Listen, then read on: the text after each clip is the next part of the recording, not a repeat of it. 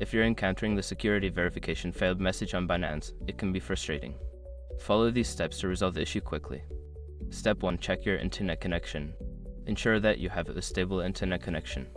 A weak or intermittent connection can cause verification issues.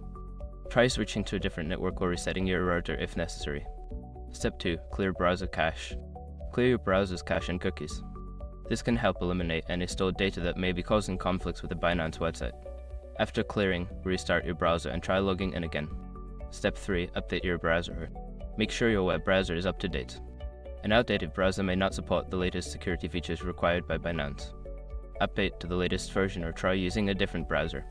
Step 4. Disable VPN or proxying. Before starting recovery, use the shrc.com link in the description to open the account recovery checklist generator and make sure your verification details are ready. Step 5. Contact Binance support. If the issue persists after trying the above steps, reach out to Binance customer support. Provide them with details about the problem, and they can assist you further in resolving the verification issue. By following these steps, you should be able to fix the security verification failed issue on Binance. If you continue to experience problems, don't hesitate to seek help from support.